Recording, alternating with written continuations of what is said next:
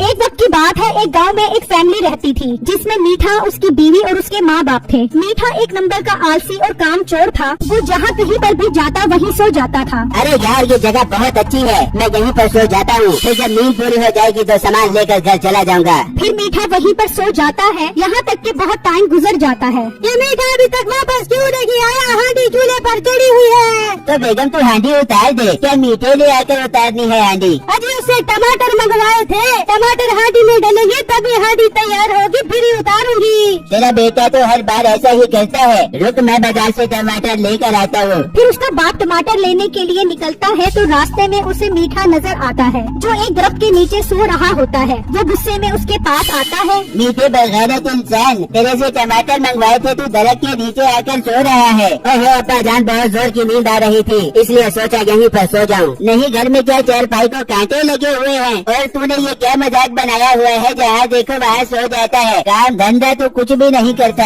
अब्बा हर वक्त सोना और खाना भी कोई छोटा काम नहीं है। अब अब्बा तूने मेरी नींद खराब कर ही दी है तो मैं टमाटर लेकर घर जाता हूँ। नहीं तो रहने दे, तो ऐसे ही घर जा, मैं खुद टमाटर लेकर आ जाऊंगा। वैसे भी तूने क्या करना है, टमाटर वाली दुकान पर जाकर सो जाना है। तू घर पहुँच, मैं टमाटर लेकर आ रहा हूँ। फिर मीठा घर आता है तो उसकी माँ और बीवी बैठे होते हैं। आज्ञा सच सुबह मीठा आज्ञा, शुक्र है तू आ गया। टमाटर कहाँ पर है? ओ अम्मा जान, मैं टमाटर लेकर आ रहा था, मगर रास्ते में अब्बा मिल गया तो वो कहने लगा कि तू घर जा, मैं खुद ही टमाटर लेकर आ जाऊंगा। ओ बेटा, पहले ही आंटी को बहुत देर हो गई है, पता नहीं तेरा अब्बा कब टमाटर लेकर आएगा।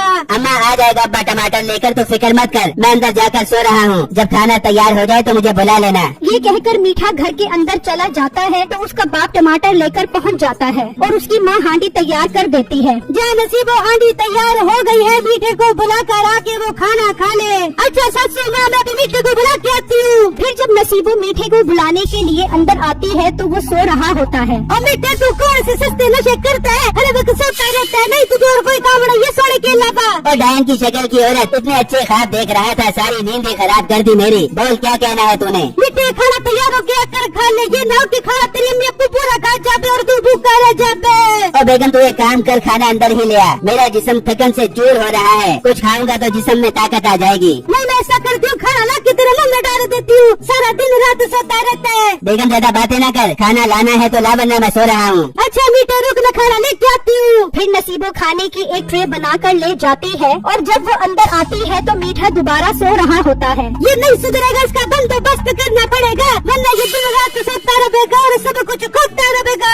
नसीबो अपने सास ससुर के पास आती है। सास ससुर जी, मीठा सो रहा है, इसने तो सो के मेरा जीना बहाल कर दिया है। ये क्या, ये फिर सो रहा है? अभी टमाटर लेने गया था तब भी सो गया था और अब फिर सो गया है। मुझे तो ये लगता है मेरे बेटे पर किसी ने काला इल्म करवा दिया है। चलो बाबा जी के पास चलो, उससे कोई तावीज लेकर आओ, मेरे बेटे का इलाज करवाओ। फिर वो तीनों गांव के बाबा जी के पास पहुंच जाते हैं और उन्हें मीठे के बारे में बताते हैं। अच्छा तो ये बात है, मैं अभी अपने इल्म से पता लगवाता हूँ। फिर बाबा अमल करना शुरू कर देता है और मीठे के बारे में मुकम्मल पता लगा लेता है। बताएं बाबा जी, किसने करवाया है मेरे बेटे पर काला इल्म? कोई काला इल्म लगी हुआ तेरे बेटे पर, उसे काम चोरी और रोटी खोली की आदत लगी हुई है। अब बाबा जी क्या किया जाए, किस तरह अपने बेटे को ठीक किया जाए? तुम मेरे पास शाम में आना, मैं तुम्हें एक बहुत अच्छी चीज दूंगा जिससे तुम्हारे सारे दुख दूर हो जाएंगे। ठीक है बाबा जी, हम शाम में आते हैं। फिर वो तीनों वहाँ से चले जाते हैं और बाबा जी का चेला कहता है, वाह बाबा जी, अपना काम तो बहुत मस्त कर रहा है, यही वही दिन देंगे आप। हाँ तो जाहिर सी बात है, अपने पास कमाने का यही सबसे अच्छा तरीका है। पता करो दिन कहाँ पर है। बाबा जी वो दूसरे गाँव के गांधी के पास है, चलो इसके पास। हाँ चलो, देर किस बात की। फिर वो दोनों उस आदमी के पास पहुँचते हैं तो वो आदमी उनके पाँव में गिर जाता है। ले जाओ इस दिन को, इसने मेरी नाक में दम कर रखा है। अब तो मेरे पास कोई काम नहीं है इसे करवाने के लिए।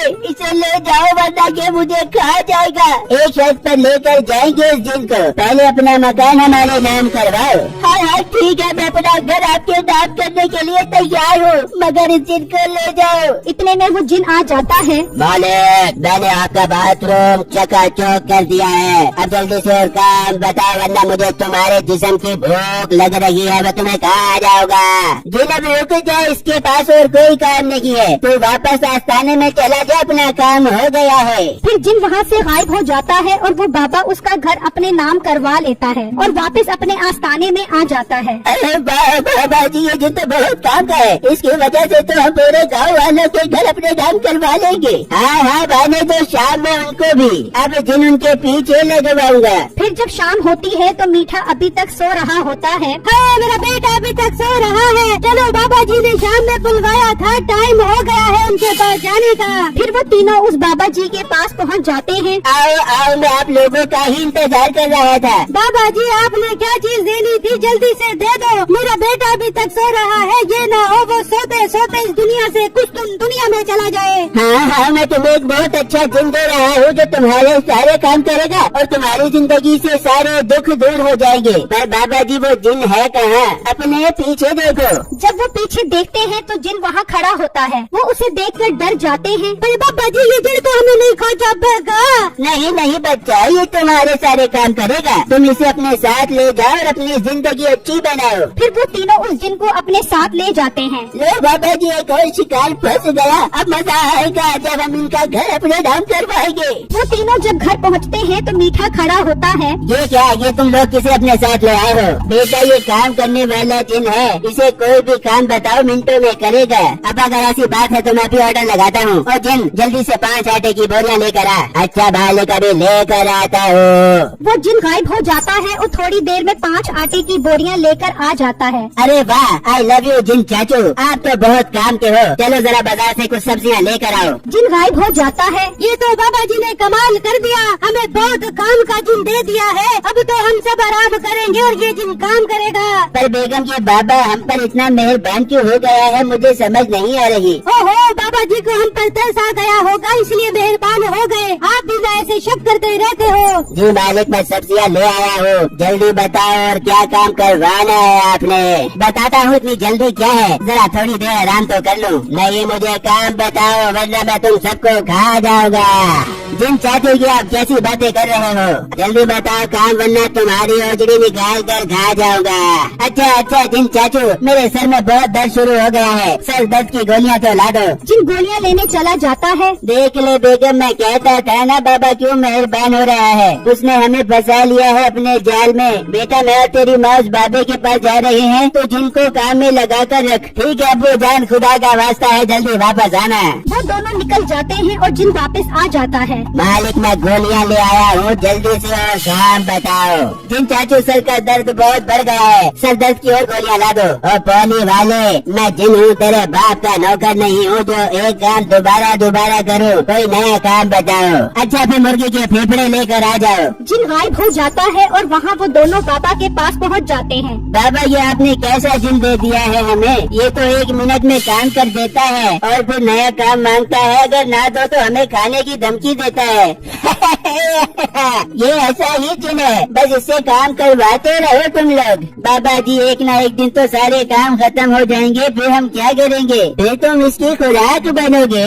बाबा जी, ऐसा ना कहो, हमारी जिन से जान छुड़वाओ। तुम्हारी जान एक क्षण पर छूट सकती है। तुम अपना घर बाबा जी के नाम कर दो। ये तुम क्या कह रहे हो? जो तुम सुन रहे हो वही कह रहे हैं। अब या तो जिनका नुवाला बनोगे, मकान हमारे नाम करो। वो दोनों ये बात सुनकर बहुत घबरा जाते हैं। उन्हें कुछ समझ नहीं आता कि वो अब क्या करें, या तो जिनसे ही काम करवाते रहे या उसका लुकमा बन जाएं। वो दोनों मायूस होकर घर वापस आ जाते हैं। अब्बा, क्या बना? बाबा जी क्या कह रहे हैं? बेटा, उस बाबे ने हमें फंसा लिया है। वो मकान अपने नाम करवाने का कह रहा है, तभी जिनको वापस बुलवाएगा। अब अगर मकान उसके नाम ये ना हो कि ये जिन हमें कूट के बना दे जान। हाँ ससुर जी, मकान उसके नाम कर दो, इससे पहले कि वो वापस आ जाए। मैं दूध ले आया हूँ, जल्दी से और काम बताओ, बहुत भूख लग रही है वरना मैं तुम्हें खा जाऊंगा। जिन चाचू, जल्दी से इस गाय का गोबर उठाओ, बहुत गंदी बदबू आ रही है। ठीक है, मैं भी उठाता हूँ। अब्बू जान, जिन चला गया है, जल्दी से कोई तरकीब निकालो कि ये जिन हमेशा के लिए किसी काम में लग जाए। बेटे, बहुत अच्छा आइडिया है मेरे ध्यान में। कुत्ते की तुम कभी सिद्धि ना हो पे, क्यों ना हो कुत्ते की तुम सिद्धि करने के लिए चिड़ को काम पे लगा दे। सारी जिंदगी कुत्ते की तुम सिद्धि करता रहेगा, लेकिन कुत्ते की तुम सिद्धि ना हो पाएगी। अरे वाह बहू रानी, आइडिया तो बहुत अच्छा दिया है तूने। मैं जाता हूँ और एक टेढ़ी दुम वाला कुत्ता लेकर आता हूँ। उसका बाप चला जाता है और जिन गोबर उठाकर आ जाता है। मैं गोबर उठा आया हूँ और काम बताओ। जिन चाचू गोबर तो ले आए हो, मगर फेंकेगा कौन? तुम्हारे अबू जान। चल इसे फेंक कर आ। वो जिन गोबर फेंकने चला जाता है और उसका बाप एक कुत्ता ले आता है। वाह अब्बा, कुत्ते की दुम तो बहुत टेढ़ी है, मगर अब्बा जिन ने अगर कुत्ते की दुम सीधी कर दी तो फिर देख ले के हमारी लाशें सीधी हो जाएंगी। नहीं बेटा, दुनिया का हर काम हो सकता है मगर कुत्ते की दुम सीधी नहीं हो सकती। तो आने दे अब जिन को। इतने में जिन गोबर फेंक कर आ जाता है। और काम बताओ, बहुत भूख लग रही है वरना मैं तुम्हें खा जाऊंगा। जिन चाचू ये कुत्ता नजर आ रहा है ना, इसकी दुम सीधी करो, मुझे इसकी दुम सीधी चाहिए। जो हुक्म मालिक मैं भी सीधी करता हूँ। फिर जिन दुम सीधी करने के लिए बैठ जाता है, लेकिन सुबह से शाम हो जाती है, दुम सीधी नहीं होती और इस तरह कई दिन गुजर जाते हैं। ये क्या वो मकान नाम करवाने नहीं आए अभी तक?